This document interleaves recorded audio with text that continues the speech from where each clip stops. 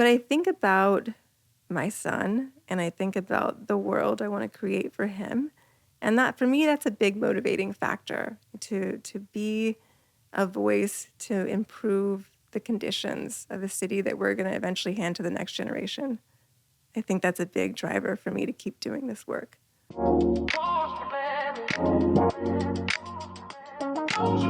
Thank you for joining me for another episode of my DoctorLady podcast, where I invite my friends and different people that I'm inspired by to come have a conversation with me. And today I'm so excited to be able to invite my dear friend, Denise Davis, to come and have a conversation as we talk about who she is, what she does, and I know that you will be inspired by her story and by her mission. Denise currently works for UCR. She's the Assistant Director for Advocacy and Institutional Relations and Government and Community Relations. But most of us know her as our city councilwoman. She has held that position for 8 years, and she's running for office again. We often see her in the community. She shows up at events. She meets with different community members regularly. She loves Redlands. She's invested in Redlands, and she's a huge advocate for improving conditions for our community. And in addition to that, she's so fun to talk to. I really love getting together with people who want to talk about ideas and goals and aspirations and ways that we can make things better for our community and the people around us. And that's really what inspired me to start having these conversations in this DoctorLady podcast interviews. Every day, my work as a physician, I get to meet with people who are going through difficult things, different struggles. I mean, let's face it, we all do. But there are so many people who are taking those struggles and using them as inspiration of ways that they can see a need and fill a need. And I want to make sure I'm bringing those stories to you too. And so I thought Denise would be a perfect person to have a conversation with today and talk about how she became who she is and what motivates her and what her goals are.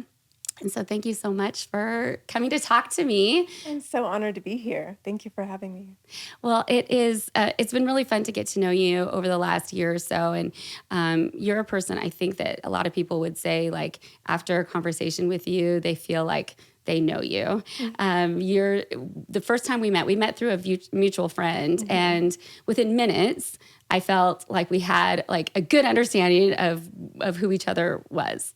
Yeah, I appreciate that. Thank you. I'm a Scorpio. I like to go deep in conversation. I admired your work actually for a long time because you've been on city council for 8 years. Mm-hmm. And really saw how you would address issues. So I would see something in the community that was being talked about. And the next thing I know is there you are addressing it. And that was really impressive to me. And so I was really glad to be able to, we had a mutual friend who got us in contact with each other. Mm-hmm. And I could see then when we had our conversation, that's how it works. You are a great listener, and I can see those creative wheels turning during conversations. And I remember us, and I don't remember the exact issue, but in that conversation, you said, yeah, that's interesting. We should look into that. Mm-hmm. And I felt like that is kind of a really emblematic kind of thing about you as a politician and city council member, is like very interested in like what people are saying and like, how does that fit in? What can we do about that? Mm-hmm. Yeah. I think for me, that's one of the best things about this role. And I can back up and say, I got into this work because I have this deep desire to make a positive impact in the world. I've spent my career working in higher education. When the 2016 election happened, it was a real turning point for me, and I think a lot of other people, especially women in this country, when we thought we were going to see our first female president. And when that didn't happen, I remember the next morning watching Hillary Clinton's concession speech thinking, okay, maybe it's not such a wild idea to get involved in politics. Like, it's been a great career in higher education. I love working with college students, but I want to paint with a bigger paintbrush as it relates to making a change and using my life to make an impact. And so that's really how I started thinking about getting involved in local government.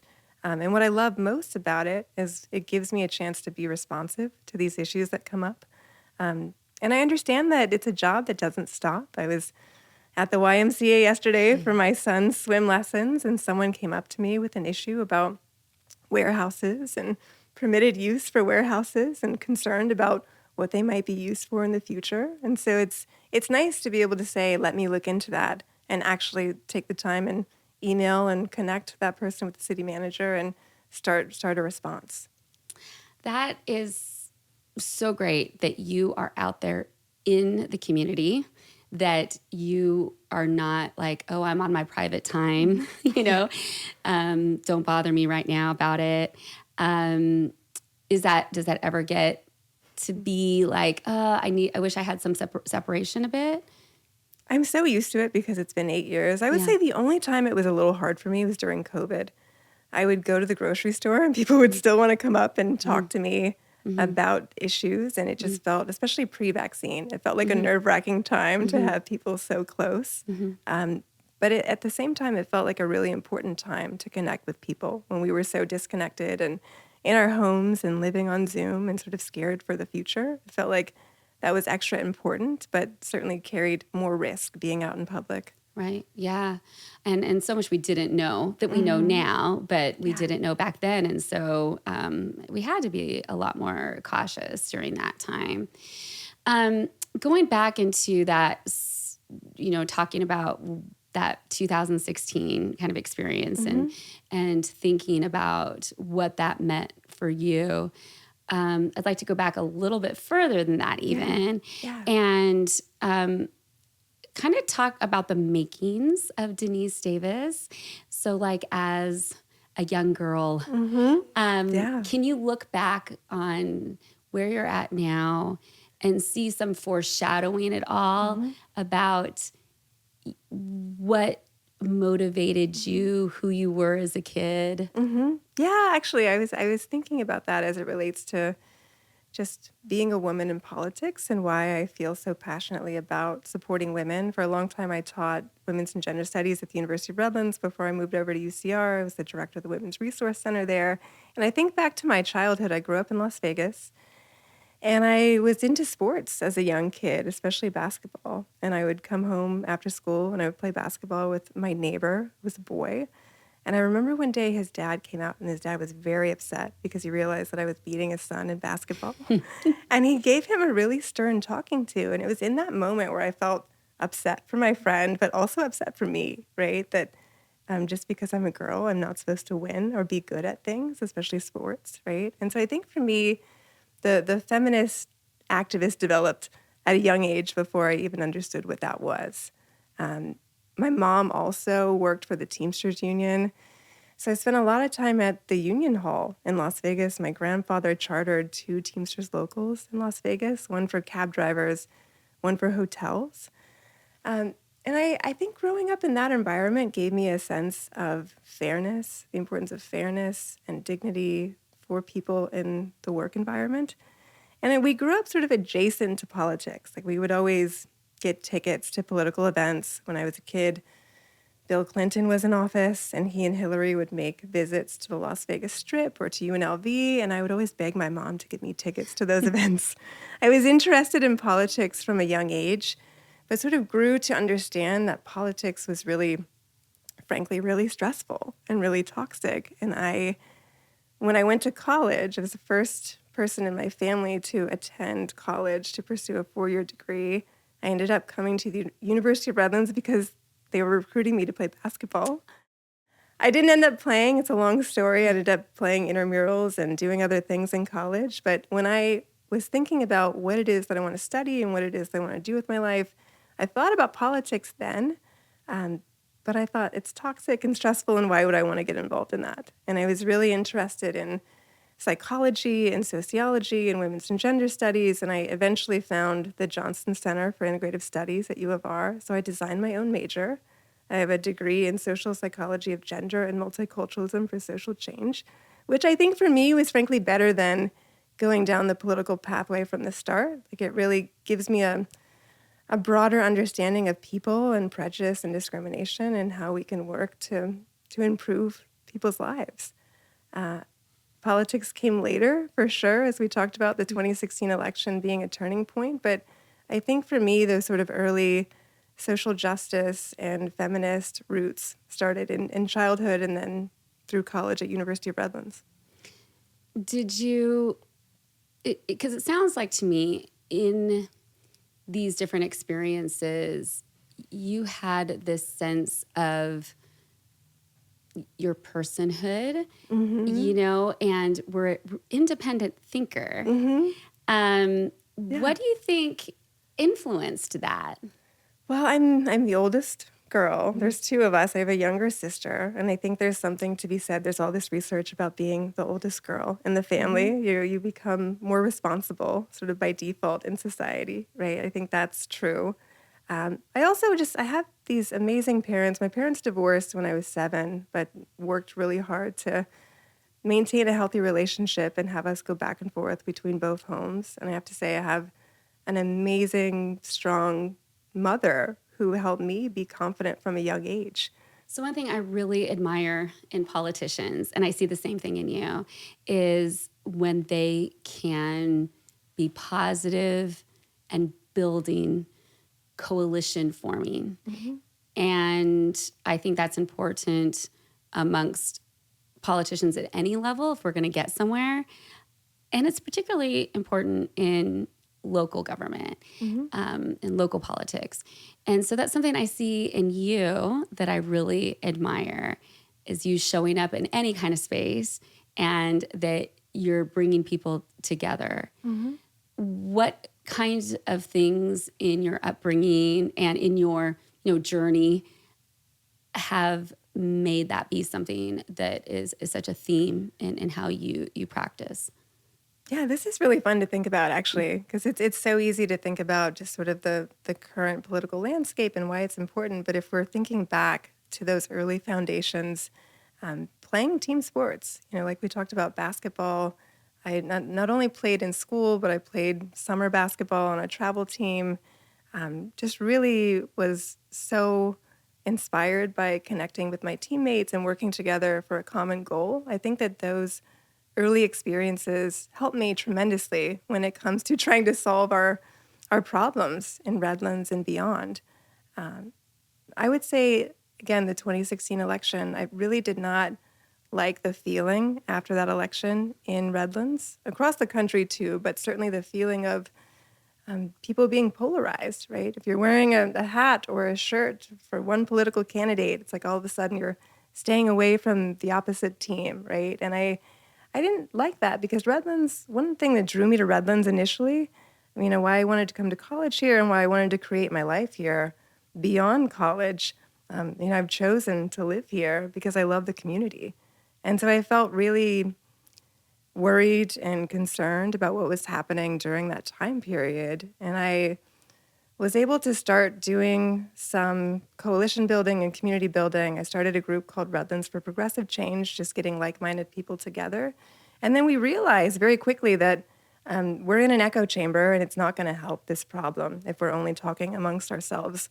And so we had the idea to reach across the aisle, excuse me, and to reach out to the Redlands Republican Women's Club and see if they wanted to do some common ground conversations with us. And at first we did private conversations in people's living rooms, and that was so eye-opening for me. But also, we created a few public events that we did at the University of Redlands, and I served as the moderator for those public events in 2017. And the whole goal was to find what we have in common. We might disagree on 80 or 90% of the issues, but to find that 10 or 20% that we agree on, that was really the format of the conversation. We had a big whiteboard behind us, and we had someone taking notes about what those points of agreement actually were, because we really wanted that to be the intense focal point of these conversations. And I think for me personally, in those spaces, being in people's living room, I was in a house, I won't forget this woman who was the president of the Redlands Republican Women's Group at the time. We disagreed, obviously, on politics and on different politicians we were supporting, but we talked about cats and how we both really like cats, right? And I just finding those bits of humanity amongst all the political division and the noise, I think was eye-opening for me. And it was also a motivating factor in why I wanted to get involved in local government. In theory, we're nonpartisan. Technically, it's a nonpartisan seat. And I take that seriously, right? I might belong to one political party and have views that align with that political party for the most part, but now that I've been in elected office, and as soon as I got elected, I represent everybody, and I take that seriously. That sounds like a great group and a great thing for the community. How come do you think we haven't been able to progress that any further? Because that doesn't exist right now, correct? So it doesn't exist right now, and one of the reasons why is I think that the group started expanding, and people with more extreme views started participating in the group. And then, frankly, it became harder to find common ground and more frustrating for the group, right? We didn't have the willingness of the participants that we had at the beginning. And so that made it to where we didn't see a way forward. However, there have been other groups. Keith Osajima and other people in town have been involved in a group called Braver Angels. And I commend them for continuing this work. And I know that there are people who are very committed to reaching across the aisle and to having these difficult conversations and to doing community building.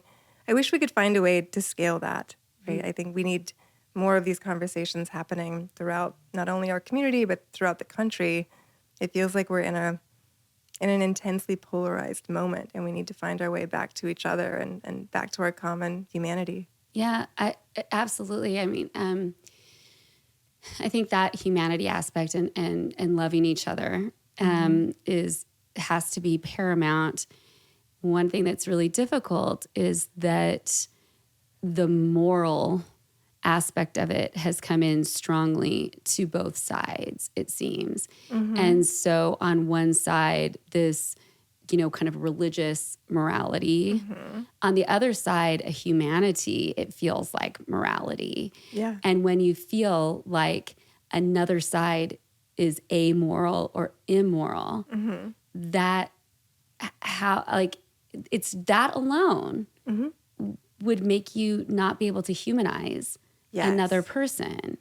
And I don't know that we'll solve this in this conversation, but I think how we approach that is something that I'm really struggling with.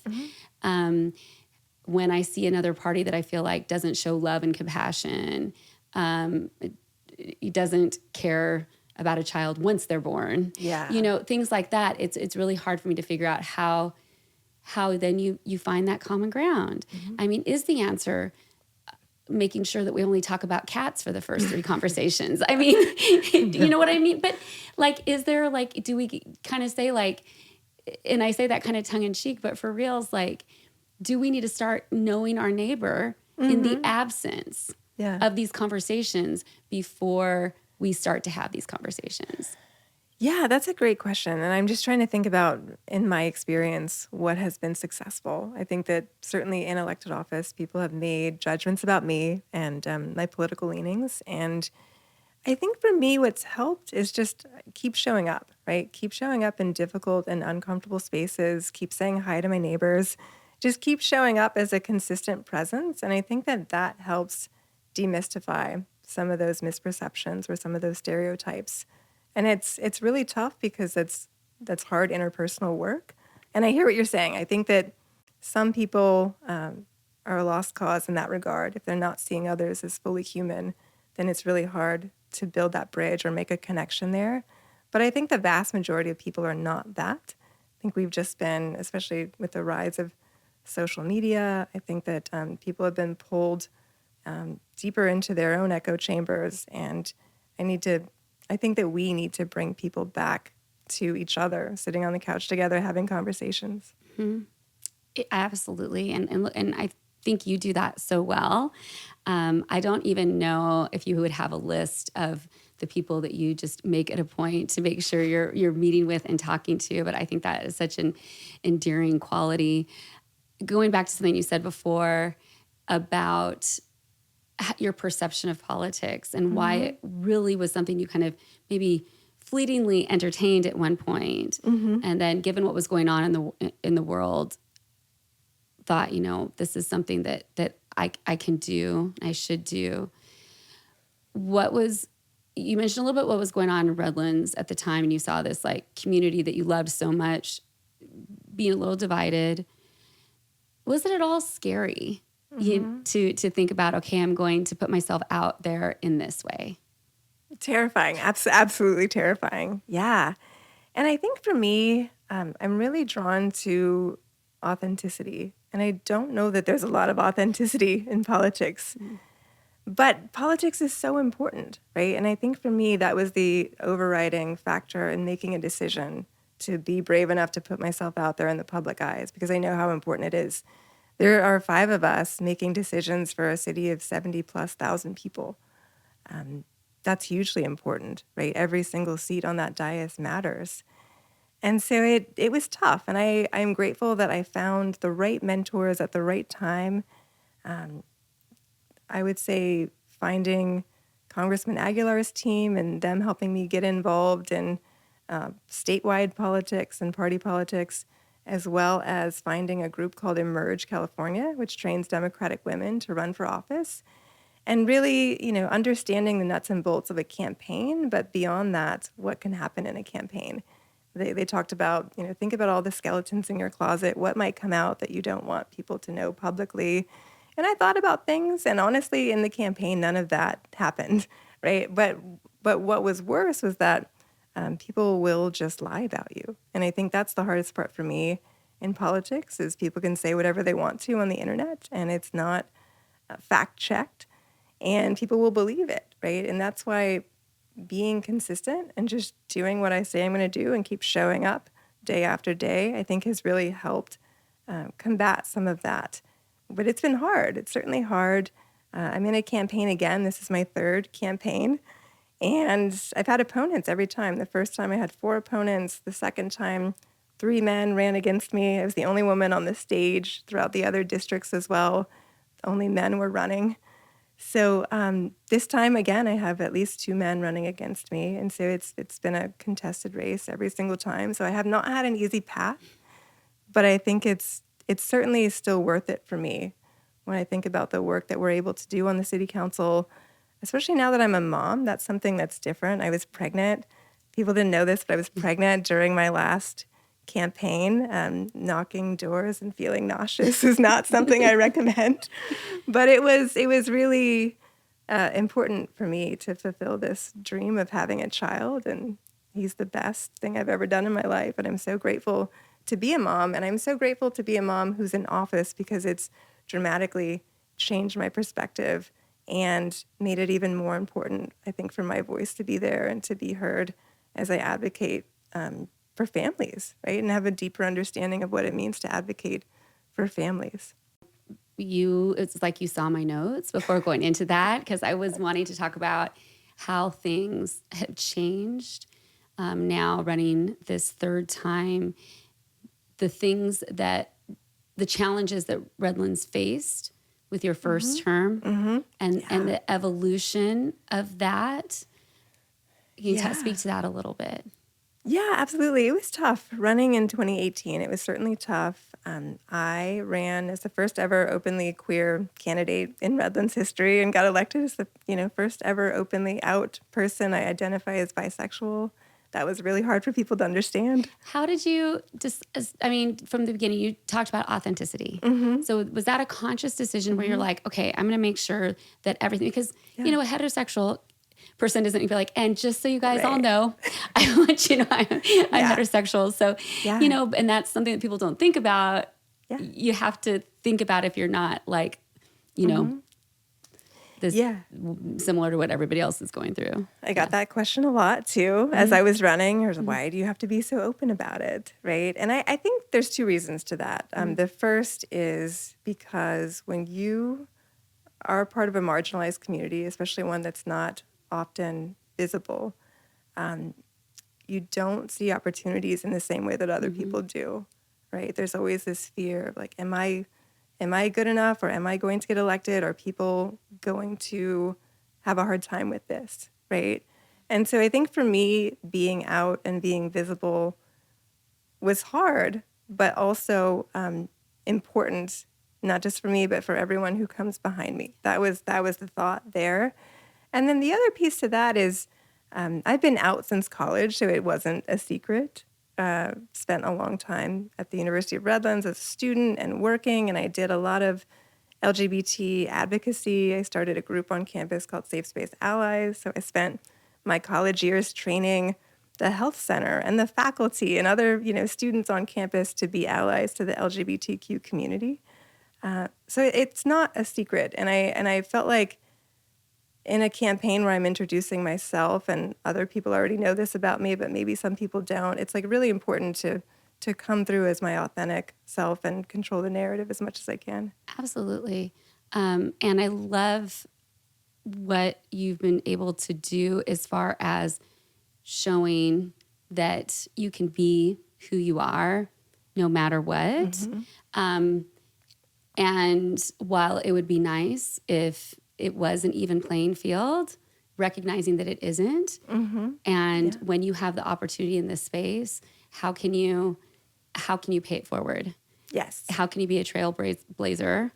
Yeah. I think about the work that I did with Safe Space Allies actually was really critical in me understanding the importance of being out and being visible. I had a lot of messages from students even after I graduated that, like, hey, I'm from Utah. I'm from a Mormon family. I'm not feeling brave enough to come out, but thank you for being out. And, just thank you for being visible. It's really important, right? Like I've had countless messages like that from people over the years. Like it really means something for people to see themselves and their experience represented in others and especially represented in a public way. I took a lot of flack for it, for sure. There was a lot of difficult moments. When I was canvassing in 2018, I had doors slammed in my face. I had people say really terrible things. But what was encouraging was that we, as a campaign, we used that as an opportunity to rally other voters and to have those voices be more just present and to organize community in a broader way, to say hate doesn't have a place here in Redlands. And you've been also, during your 8 years, there's been a very small voice from women. So how was that played in? It's been challenging. So when I first got on the council, there was one other woman, Toni Momberger. She wasn't on the council for long after that. But when she decided not to run again, it presented an opportunity. Jenna Guzman-Lowry stepped up to run in 2020. And I supported her. I was the only one on the dais who supported Jenna. And her competitor had a lot of support from every organization that usually picks a winning candidate in Redlands. And it was during COVID, and it was a really tough time to be campaigning. But I was out there knocking doors for her, and I just said, if you knock enough doors, I really think you can win. And I think everyone, except for a few of us, were surprised, right, that she won that night. And she was an amazing council member, an amazing ally for me to have on the dais between 2020 and 2024. Unfortunately, her district changed. There were a lot of factors that changed in that 2024 election. She was unseated, and so now it's just me. I've been the only woman on the dais for the last couple of years, and I was supposed to be mayor several times, but more recently, I had pushed really hard to have a rotational mayor policy be enacted in Redlands. I was watching my friends. I have this amazing cohort of women who got elected, mostly in Riverside County, around the time that I did, 2018 or 2019, in cities like Eastville, Corona, Riverside, Palm Springs, just beyond, San Bernardino County. And they were becoming mayor. And I was realizing it's because they have cities where they do a rotation. Either they do a rotation by district, like Palm Spring does, or by seniority, like Corona does. And so I have friends who have become mayor as women of color, as queer women. And that wasn't happening in Redlands. And it was because we've had this old boys club system where you just have to get 3 out of the 5 votes on the dais to become mayor. And that has produced a pretty homogenous list of mayors.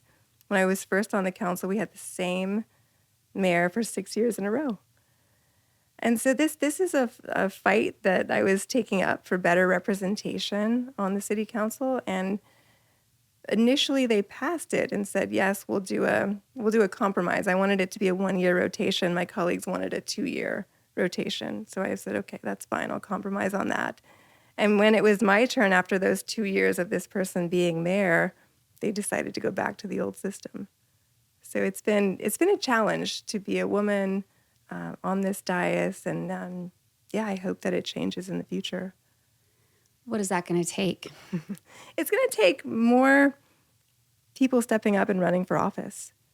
Yeah, I have colleagues running in other districts and are running uncontested, and it's challenging, right, to not see a great number of people running for office in Redlands. I think that we need people to step up. And this is hard. It's a big ask, right? It's a big ask for people to step up and run for office. But I think there's that piece that's important. Aside from that, there's just the public comment piece, like people really reaching out to their council member and saying, hey, I really wanted this rotational mayor policy. Like, I think everyone should have a chance at being mayor. Everyone's duly elected. We don't have an elected mayor. Everyone's elected equally in their 1 out of their 5 districts, right? So the public comment piece is important too. I think that's where everyone can and hopefully in the future will use their voices. What does representation mean? So we talked about it's been kind of the same homogenous type of representation in that role. And what does it mean when we have representation from different groups versus just the same group every time? Mm-hmm. It means we have a diversity of ideas. And as I was alluding to before, being a mom has really changed my perspective. If I think about the future of Redlands and where I think we should go, if you Google a list of most family-friendly cities in Southern California, we're not on that list. I would love to see us be on that list, right? We could have more of an emphasis on parks and recreation, on youth development programs, just on infrastructure that supports families, right? My colleague in Eastvale has done some work about parental leave at the city level and just expanding that, like just thinking about policies that support families, that support women being in the workplace, on the dais, right? I think that the possibilities are endless once we have diverse people on the dais with different life experiences. And is it a consensus type of thing? Or does the mayor position really kind of drive what gets brought up? Mm-hmm. How does that work for those of us who are in the city and want to know, well, how are you guys determining what gets talked about? Yeah, I think that it's complicated because in certain cities, bigger cities that have an elected mayor, the mayor may or may not have more power. In a city like Redlands where we don't have an elected mayor, the mayor is the person who runs the meetings, but they're also the official signatory if it's a city letter coming out. They represent the city at events, at ceremonial events.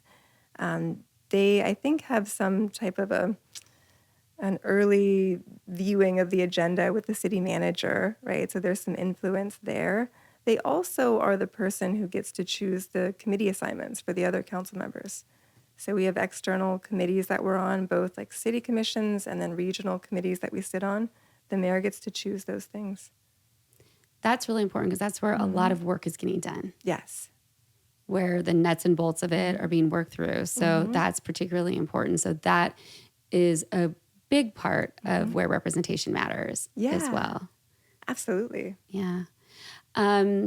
So talking about some of the struggles that Redlands initially had in 2018, some of the things you worked through and things you had challenges about, and things you're really proud of that you were able to influence?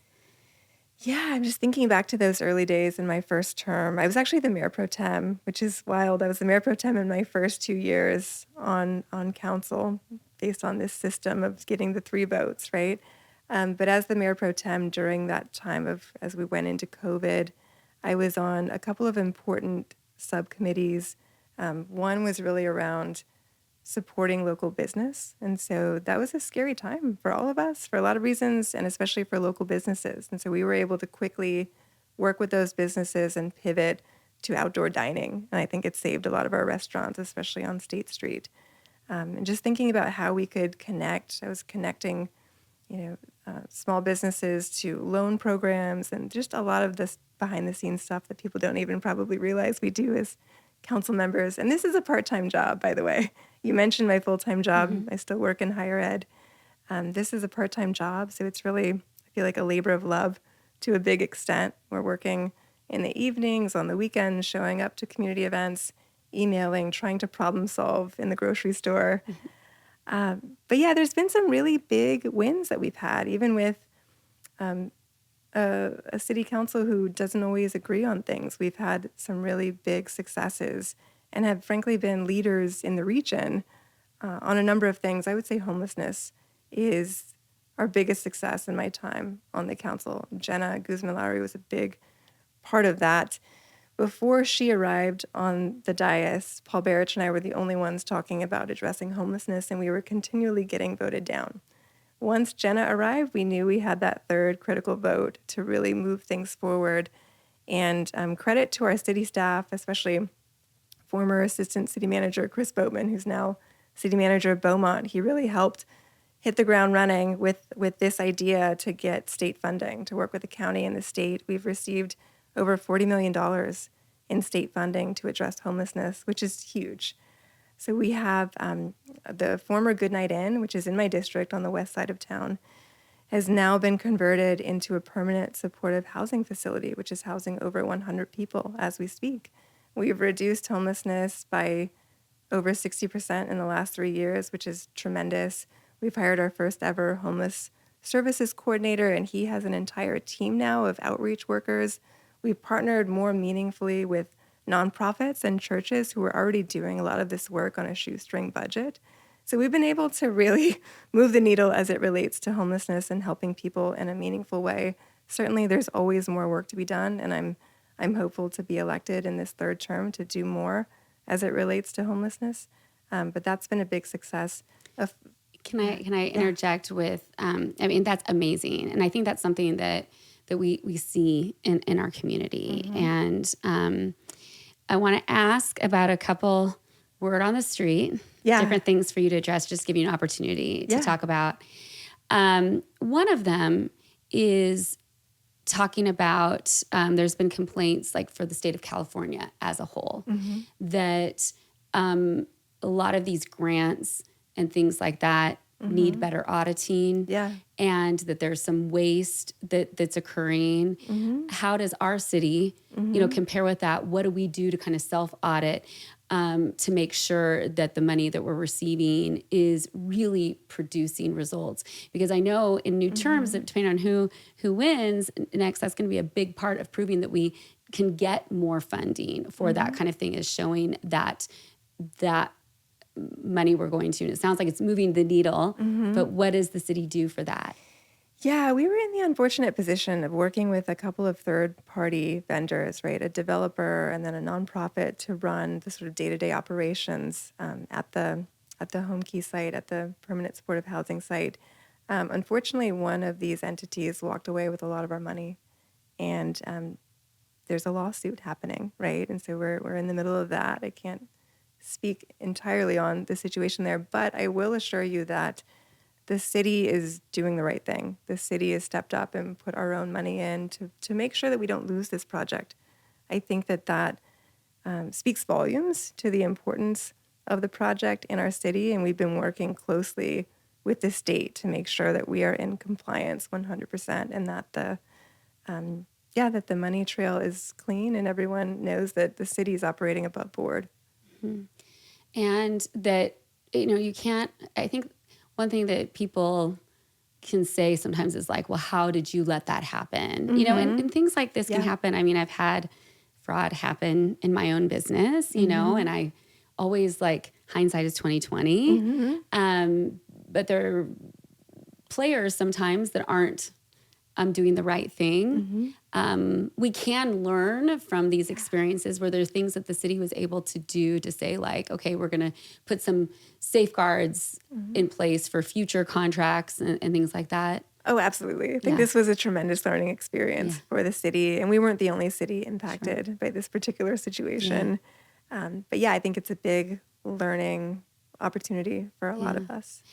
The other thing that I've heard and is that people are saying, well, Redlands homeless numbers are just so decreased because we're shipping them to another city. I don't know if you've heard that. There's people who've, and I know I just want to give you an opportunity to be able to speak to that. As far as I know, that's not true.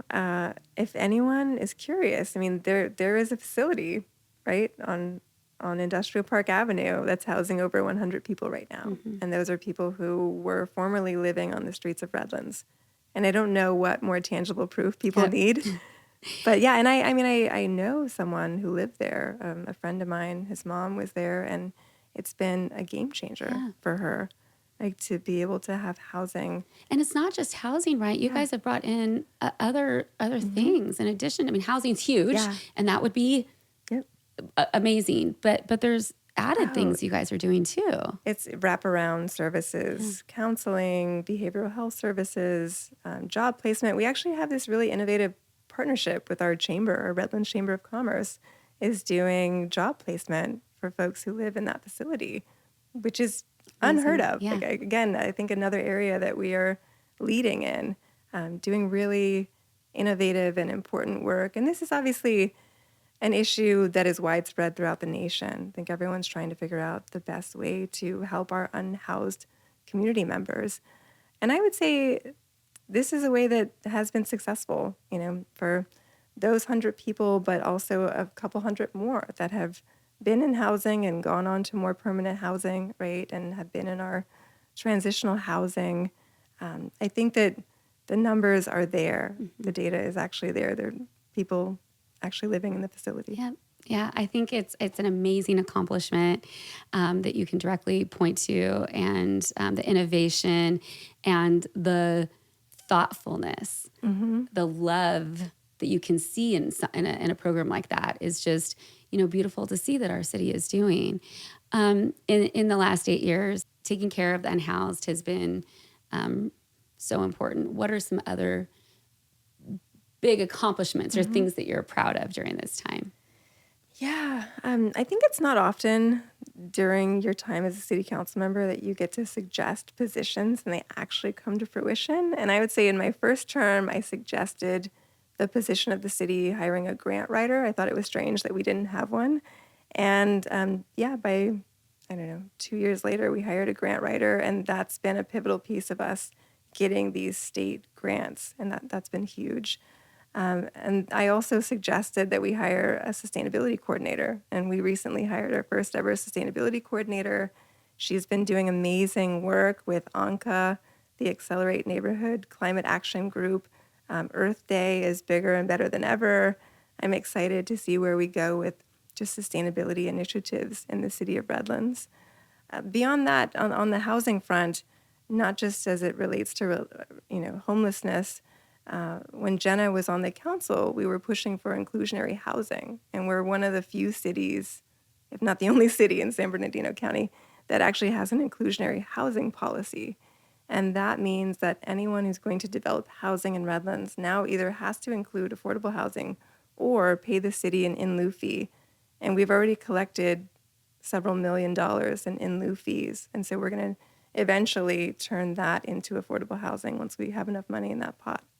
I love that. And it's always thinking outside the box of like, what can we do to help our members, and making sure every decision that we're making is helping our community. Yeah, absolutely. Is that a conscious thought? Like when you're having the discussion, do you have these series of questions that you're going through? Yeah, I mean, Redlands is amazing. It's a beautiful city. We love living here. There's a lot of people who are thriving in Redlands, but as a council member, I've learned to think about who's not thriving and who are the most vulnerable people in Redlands and how can we help them. That's why I pushed for our first ever utility bill assistance program when I realized that people are struggling to pay the bills. That was created with ARPA funds, the American Rescue Plan Act.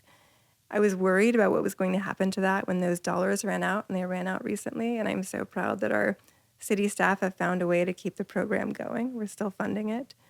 I pushed for recently our first ever food security task force, food security and child nutrition task force. I've had some resistance and some pushback from my colleagues. I think we should be dedicating some city resources, especially dollars, to funding our food banks. They're struggling too. We have amazing people doing work at Family Service, at Salvation Army, at other food banks in the city. Prices have gone up. Food's become more expensive. The demand is higher. Like there's a gap there that I think they need help filling. And I think the city should be a person or an entity that fills that gap. At the very least, my goal with this task force is to be a convener and to try to start identifying where some of those gaps are. I heard about a school lunch program on the weekends has gotten cut during this time period. And that, for me, has been absolutely heartbreaking and really motivating to try to, again, find those resources and put them where they need to go. So that leads to a question that I've been thinking about as we talk is it's so much work and you have a full-time job and then this is a part-time job. So you're having, and we all know that part-time jobs are actually full-time jobs, you know? Yes. I don't know many people whose part-time job is really only takes a part-time. So what makes you run again? What makes you say like, okay, this is something I'm going to keep doing? I had to think long and hard about this one because it's a lot, right? As we've talked about, it's a part-time job. It feels like a full-time job. There's a lot of stress involved in it. But I think about my son and I think about the world I want to create for him. And that, for me, that's a big motivating factor to be a voice to improve the conditions of a city that we're going to eventually hand to the next generation. I think that's a big driver for me to keep doing this work. And is there any, and I agree, like our kids are probably, as mothers, can be one of those single most motivators, but can also be something where it's like, you know, I'm working for the future of my child and the children in my community. Yeah. Am I taking away anything from that? I mean, I know that's like an internal struggle that I thought of as my kids were growing up in my work. Yeah. Yeah, it's hard. It's definitely hard balancing the time away from him. I bring him with me as much as I possibly can, as you saw during my youth council, which you kindly visited and spoke to my high school youth council. If there's an opportunity to bring him to City Hall and to have him see the kind of work I'm doing, he very much understands what City Hall is. Every time we drive by, he says, that's City Hall. So it's great that at 3 years old, he has an understanding of City Hall. I didn't have that understanding at that age, I can tell you, not until much, much later. So I try to include him in events, in these meetings as much as I possibly can. That's been a way to alleviate some of that mom guilt. Yeah. I think also, I mean, your son's very charming and seems to work the whatever crowd is there really well and always be a crowd pleaser. Yes. He's so much fun. He is. I was talking with someone at some meetings, it was a couple months ago, and she's in policy is what she works in. And she and I were talking and just about physician burnout. And one of the things she talked about is that advocacy seems to be the antidote to burnout. And that's just been kind of ringing in my ears as I've been working with healthcare reform. And can it ever, though, lead to burnout when kind of your job is like that, you know? And how do you balance that if you're always kind of in that fight mode. And when I say fight, I mean working towards something, not necessarily like fight. Yeah. How do you stave that off? It's hard. And I realized this as I've been campaigning this year, that there's a lot of time spent in stressful meetings and pouring through documents and emails. And for me, what is really recharging and just exciting is like the time spent in community. I really enjoyed having coffee with your council member events and different community events and fundraisers where we bring people together. I think for me that's the most exciting part of this work, is really doing it in community and being with people who have common goals and common ideas and want to push forward and make the city better. What would you say to people who, well, just like to your city members, you know, to community members, what would you like to see more of from our community? I would definitely like to see more engagement. People have given me amazingly positive feedback on my Instagram videos that I do after every single council meeting. I do a quick, like 3, 4, 5-minute recap, and I'm always amazed at the diversity of people who watch those videos. And they'll come up and tell me wherever I'm at, like, hey, thank you so much for doing the video. I feel like I'm engaged in what's happening at City Hall. And I love that. I love for people to watch those and to stay engaged. What I would love a little bit more is if people showed up to the city council meetings. You know, and certainly people do if it's a hot topic like a warehouse ban or something to that effect, people show up. But it would be helpful if people just show up otherwise and express their ideas and their concerns, or just understand that we're there working on behalf of this entire community, and we want to hear your voices. So can people just come to city, and even if they don't have something to say, like just to kind of come and see how it works? And that's what I did a lot of before I decided to run for office. I would just sit in the audience and watch the meeting take place. Yeah. So the first and third Tuesday of the month, we are at 35 Cajon Street at City Hall in the council chamber. Anyone can just come and sit and watch. And that alone is civic engagement. Yeah. Yeah, it is. And I love when people reach out to me. A lot of people email me. More people these days are writing me on Instagram with their ideas or sending me videos of like, this is working in this city. Can we do this here in Redlands? I love the idea generation that comes from the public. Yeah, that's really exciting. Because if you think outside the box or realize that you don't have to have a box necessarily confine you, the opportunities are limitless, and that is energy producing in and of itself. Yeah. In terms of just, I mean, like life is so much and I think that women tend to feel this more, and kind of like all that we're kind of carrying and holding, and mothers. And sometimes it's just enough to remember the doctor's appointment and the dry cleaning and the house, keeping it, together. Just like the lists of things go on and on. And so that added energy or impetus to get involved can feel like a lot, but maybe it doesn't have to always be a lot. What are ways that people can be involved and participate and be change makers across the whole spectrum? Yeah, I think the advice that I've heard that I think has been most helpful for people, especially if they're busy and already overwhelmed, but they want to get involved and have a desire to do something, is just pick one thing you're passionate about. Just one issue or one thing you'd really like to see happen in Redlands, and then focus on that. It doesn't have to be more than that. Like one thing is enough to hopefully satisfy that drive to want to make a difference, but to be realistic, right, about your time constraints and energy constraints. That's a real thing, and burnout is real, and there's so many things going on these days. I think that tech has been a great advancement, but it's also been something that's made our lives harder in a lot of ways. I think about the councils of the past before email and before social media, and I wonder, what did they do? Yeah. there's so many different ways for people to connect and reach out, and that's a double-edged sword, I think. Right. Talking about burnout, you talked about some of the things that fuel you.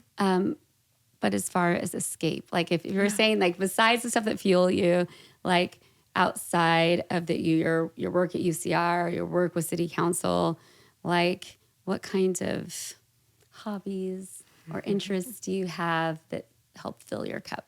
At this point, it's really centered around spending time with my son. Almost every night we go to the park, and that's been a lot of fun to watch him be interested in different things at the park, from the slides to the swings to now it's his tricycle he's riding around. And it's just been nice to take that sort of beautiful sunset period of time and be outside in nature having fun together. Yeah, I think that's something that's really striking to me being at the stage of life I'm at right now. So all my kids now are out of the home. I mean, thankfully they come home for the summer, but my oldest graduated from college and I've got two that are in college. And so my youngest just had his first year in college. And I didn't realize how much that intention of being a present parent was so important for me. So I would make sure I was at their games. I would make sure when they were home that I was, we were having dinner together, that I was focused. I'd put everything down when they were around. And I really enjoy time with my husband, but both my husband and I have really filled that time with a lot of work. Yeah. And so there can be an advantage sometimes to being a parent. There's like that clarity of saying like, I want to be really present. I'm knowing this time is fleeting. I want to make sure that I'm really here. And I think what I hear from some driven working mothers is a little bit of guilt in like, oh, I'm taking time away from work, and feeling like you can't be you can't do 100% in all the spaces you want. You have to give a little. And some clarity that I'm getting after this year is that is actually really important time. Yeah. That time where you're completely stepping away from the work, then you're completely focused on the relationships that are super important to you, and how much that probably informs your soul, which can actually have other benefits. Not that it has to; it can be its own thing. But I think it's lovely that you really value and appreciate that. Yeah, and I always appreciate hearing from moms like you who are at different stages with your boys out of the house mostly. And it makes me understand how precious this time is with the little one and how fleeting it is. And I've become a bit unapologetic about it as I show up, for my council role. People will say, oh, here's this event on a Saturday morning. And I'll say, oh, I'm taking my son to swim lessons, right? Or music class, or whatever it is that he's involved in that I want to be there for. And I think people respect that too. I think that people know that I'm doing my best to be a good council member, but for me, first and foremost, it's important to be a good mom. Absolutely. The last thing I want to make sure that I talk about is I love visioning. I love dreaming. Yeah. And when you think about another term in City Council, what are the dreams and the visions that you have for our city? Absolutely. Kind of what we talked about before. Like, I really have this dream of Redlands becoming one of the best places for families to live. I think that that's very attainable. I think we have a lot of the foundational pieces in place. We could certainly improve our parks, our accessibility. We don't have a splash pad, right? We can improve our amenities as it relates to families. We're working hard to build housing near transit. I'm excited for that, for these transit villages to eventually come to fruition. We're seeing that with the mall project. The redevelopment there, I think, is going to be a game changer for our downtown. That'll be amazing for everyone who wants to live downtown. Beyond that, as we talked about, food security and basic needs, I think, are really pivotal. We can't be this thriving, wonderful city if we're not taking care of everybody. And so thinking about those gaps and where we can fill them is really important. Sustainability. I'm excited, like I said, about our sustainability coordinator. I'm hopeful that we can start to make some meaningful progress in the city of Redlands. I'm very aware, as I know you are as a doctor, very aware of the asthma rates in our community and the disparities there as it relates to other parts of the state and the nation. I'm really focused on doing what we can to be more sustainable, to have cleaner air, to enact policies that are going to help our community rather than hurt our community. Public safety, obviously making sure we have the infrastructure we need. We need more fire stations. We need more firefighters. We're doing really well, I think, as it relates to police. We're building them a new police station. They're fully staffed. Fire has not had an increase in staffing in 22 years. So for me, that's a big priority right now as we've grown the city. We've had, new houses, apartments, warehouses. We haven't grown our fire department. We need more fire stations and firefighters in the next several years in order to really have the public safety that we want and we deserve in the city. So yeah, I think if we can do all of those things in the next 4 years, I think we'll be in good shape. That sounds exciting. Parting words, anything additional that you'd like us to know about you as a person, you as a council member, you as a community member? Yeah, just that I am human and doing my best. And I really appreciate the opportunity to serve in this role. It was the greatest honor of my life until I had my son. Now it's the second greatest honor of my life. I'm so tremendously grateful to be doing this work that I'm so passionate about and to be living in this community that I love and that I've chosen to call home for all of my adult life. Well, thank you. I'm grateful to have you in leadership and grateful for our conversations we get to have and grateful that you were willing to share one of our conversations with other people. And so I'm just will encourage people. Denise is approachable. She cares so much about our city. Get in touch with her if you have any additional questions about her campaign, about her record and all the amazing things she's done, and about her plans for our town. And thank you so much again. Thank you for having me.